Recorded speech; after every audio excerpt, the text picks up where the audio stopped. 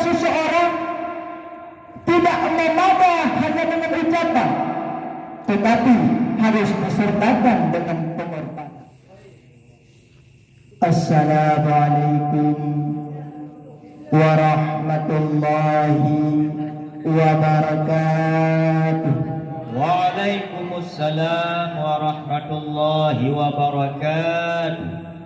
Alhamdulillah, alhamdulillahilladzi an'ama 'alaina li'an'amihi. Ashhadu an la ilaha illallah wahdahu la syarika lah wa ashhadu anna sayyidana Muhammadan 'abduhu wa rasuluh. Allahumma salli wa sallim ala sayyidina Muhammad wa ala alihi wa sahbihi wa sallim. Amma ba'd. Qala Allah ta'ala fil Qur'anil Karim, Bismillahirrahmanirrahim. Laqad ja'akum rasulun min anfusikum azizun 'alaihi ma 'anittum harisun 'alaikum bil mu'minina raufur rahim. Shadaqallahul 'azim. Hadirin kaum muslimin sidang talabah yang dirahmati oleh Allah Subhanahu wa taala. Ta'lim wal ikraman ulun yang pertama sekali kepada al-masyayikh abi ma'a keluarga, apalagi Allah abi dan juga keluarga besabi-sabi dalam lindungannya. Ta'lim wal ikraman ulun kepada seluruh staf dewan guru yang telah sudi kiranya nepurno ketanyo sampai ufuk dalam agama. Penghormatan ulun tuan kepada seluruh talabah-talabah yang manteng bernaung bak tempat yang sangat kedinyo cintainya. Dan yang paling saya hormati kepada Dewan Hakim yang sedang menilai kami dengan seadil-adilnya. Hadirin kaum muslimin sedang pendengar Dewan Hakim yang mulia. Berbicara soal cinta artinya kita berbicara soal rasa. Perasaan manusia kepada yang lain akan menumbuhkan kesetiaan dan keindahan. Sehingga kesetiaan dan keindahan bisa kita ukur dari seberapa kuat rasa cinta yang ada dalam hatinya. Seorang mufassir cinta pernah berkata, al-uyun tansa man tara. Mata akan lupa kepada siapa yang ia lihat. Walakinnal qulub la tansa man tuhib. Akan tetapi hati tidak akan pernah lupa kepada siapa yang ia cintai. Kadar ukuran daripada cinta bisa kita ukur dari seberapa besar pengorbanan yang ia perjuangkan. Sebesar apapun pengorbanan kita manusia, namun masih diragukan kesucian cintanya. Oleh karena itu, pada pertemuan kali ini, izinkan Al-Fakir untuk menyampaikan ungkapan cinta yang tidak pernah diragukan kesuciannya, yang dimiliki oleh seorang insan yang paling agung, yang namanya menggema di seluruh penjuru dunia. Syarahan ini bertemakan mahabbah Rasulullah Sallallahu Alaihi Wasallam kepada umatnya. Sebelum kita berbicara lanjut mengenai mahabbah baginda Rasul kepada umatnya, terlebih dahulu kita menyampaikan sedikit bagaimana sih cinta kita kepada baginda Rasul. Hadirin kaum muslimin sedang mendengar Dewan Hakim yang mulia. Cinta kita kepada seseorang Tidak memadai hanya dengan ucapan, tetapi harus disertakan dengan pengorbanan. Misalnya kita cinta kepada orang tua kita cinta kepada guru kita. Wahai ibu, aku sangat cinta kepada engkau. Wahai guruku, aku sangat cinta kepada engkau. Apakah memadai sebagai ungkapan rasa cinta kita kepada orang tua dan guru kita? Memadai? Tidak, saudara. Kenapa? Karena kata-kata terlalu miskin untuk mewakili rasa cinta. Kalau kita benar-benar cinta kepada orang tua kita, tentu kita akan melakukan apapun itu yang membuat mereka bangga dan mulia di sisi Allah Subhanahu wa taala. Hadirin kaum muslimin sedang pendengar Bulan Hati yang mulia. Demikian pula dengan cinta kita kepada baginda Rasul. Cinta kita kepada baginda Rasul juga tidak memadai hanya dengan ucapan, tetapi harus disertakan dengan pengorbanan. Namun bagaimana cinta kita kepada baginda Rasul? Yang pertama, man ahabba syai'an fa'adbara dzikruhu. Barang siapa yang mencintai sesuatu, maka banyak mengenal sesuatu. Kalau kita cinta kepada baginda Rasul, tentu kita banyak menyebutnya. Apa realitasnya? Apa pemakaiannya? Memperbanyak selawat kepada Rasulullah Sallallahu Alaihi Wasallam. Itu yang pertama. Yang kedua, cinta kepada baginda Rasul. Biasanya orang yang mencintai itu menjaga peninggalannya. Kita punya orang tua dan ada warisan. Tentu kita jaga dan kita pelihara warisannya dengan sebaik-baiknya. Demikian pula dengan baginda Rasul. Tetapi baginda Rasul tidak meninggalkan kepada kita kebun yang luas, tidak meninggalkan kepada kita harta yang melimpah, tetapi yang beliau tinggalkan kepada kita untuk kita jaga dan kita pelihara bersama-sama. Apa yang beliau tinggalkan? Terdapat dalam hadis yang dikutip dari Bakir bin Abdullah yang diriwayatkan oleh Imam Ibnu Abdul Bar, yang berbunyi, taraktu fikum amraini lan tudillu ma tamassaktum bihima. Telah kutinggalkan pada kalian semua dua perkara yang tidak akan sesat kalian semua selama kalian semua berpegang teguh dengan keduanya. Kitabullah wa sunnatun Nabi, Al-Quran dan sunnah baginda Rasul. Warisan yang ketiga yang beliau tinggalkan kepada kita terdapat dalam hadis yang diriwayatkan oleh Imam Tirmizi yang berbunyi, innal ulama warasatul anbiya.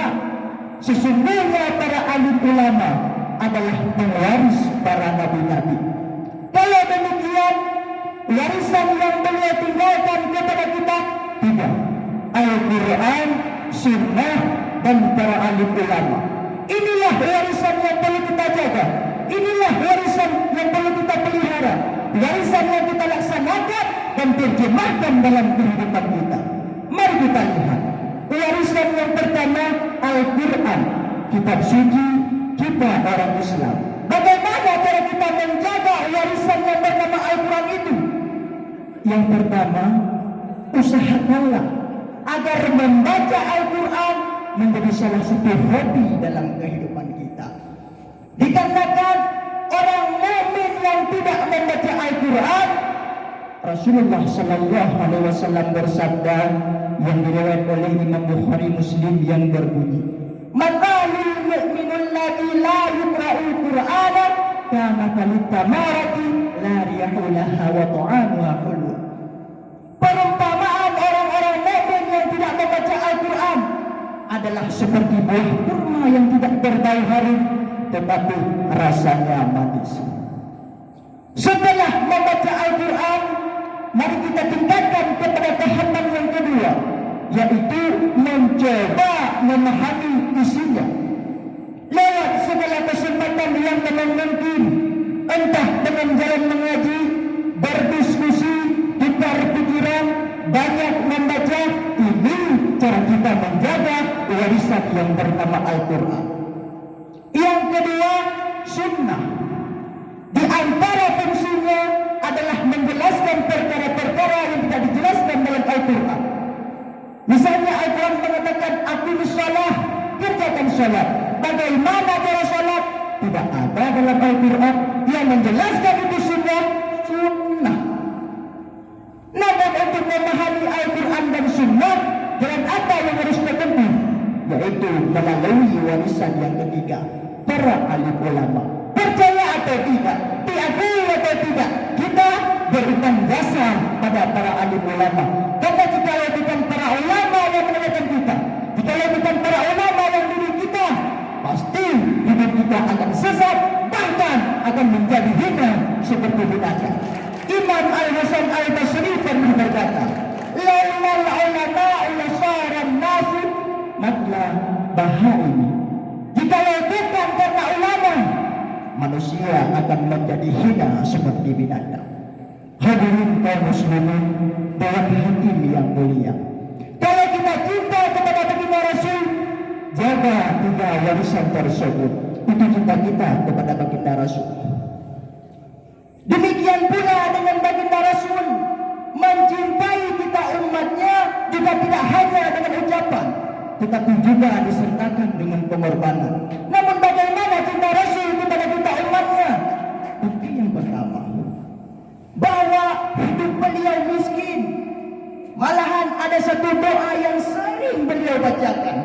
Doa ini diriwayat oleh Imam Tirmizi yang berbunyi, Allahumma ahyini miskinan, ya Allah, hidupkan saya dalam keadaan miskin, wa amitni miskinan, dan matikan saya dalam keadaan miskin, wahsyurni fi zumratil masakin yaumal qiyamah, dan perkumpulkan saya di yaumul qiyamah bersama orang-orang miskin. Menurut sejarah, rumah beliau kecil, tidurnya di atas pelepah daun kurma, sarapan paginya segelas air zam-zam sepotong roti, terkadang 3 butir kurma. Di tengah kemiskinannya, Allah Subhanahu wa taala pernah menantang beliau dengan firman-Nya dalam surah At-Duha yang berbunyi, "Wa lasawfa yu'tika rabbuka fatarda." Allah Subhanahu wa taala akan memberikan kepadamu, wahai Muhammad, apa saja yang menyenangkan hatimu. Apa yang kamu mau, ngomong saja, Allah berikan. Jikalau engkau katakan kekuasaan yang luas, kami angkat engkau menjadi raja di raja. Jikalau engkau katakan kaya, Jabal Uhud sanggup menjadi emas. Ditawarkan semacam itu, baginda Rasul menjawab, Ilam ya Rab, la arda wa wahidun min ummati finnah. Kalau memang demikian ya Allah, apapun saja yang diberikan kepada saya, berikanlah saya kekuasaan yang luas, berikanlah saya emas sebesar Jabal Uhud, berikanlah saya kekayaan yang tidak ternilai sekalipun, seluruhnya tidak akan menyenangkan hati saya selama saya mendengar satu saja umatku masih ada dalam neraka. Bukti yang kedua, ketika beliau hendak wafat, Allah Subhanahu wa taala memerintahkan malaikat Israel, ya Israel, tolong kau pergi ke alam bumi, cabut nyawa kekasihku Muhammad. Lalu malaikat Israel pergi ke baginda Rasul dengan bentuk manusia. Ya Muhammad, Allah Subhanahu wa taala memerintahkanku untuk mencabut nyawamu bila engkau izinkan. Mendengar ini baginda Rasul bertanya kepada malaikat Jibril, ya Jibril, apa kabar gembira kepadaku hari ini? Jibril menjawab, Allah Subhanahu wa taala telah memberikan fasilitas kepadamu. Pintu langit terbuka, para malaikat berbaris menunggu kedatangan ruhmu yang suci. Alhamdulillah. Lalu bagaimana dengan keadaan umatku ya Jibril? Tenang ya Rasulullah, Allah Subhanahu wa taala juga telah memberikan fasilitas kepada umatmu. Kata Allah, inni haramtul jannata ala sa'iril umat hatta tadkhulaha ummatuka. Surga ku haramkan kepada seluruh umat kecuali umatmu wahai Muhammad telah masuk ke dalamnya. Hadirin kaum muslimin sedang pendengar doa hakim yang mulia. Alhasil atau kesimpulan yang dapat kita simpulkan dari syarahan singkat tadi, cinta kita kepada seseorang tidak memada hanya dengan ucapan, tetapi harus disertakan dengan perbuatan.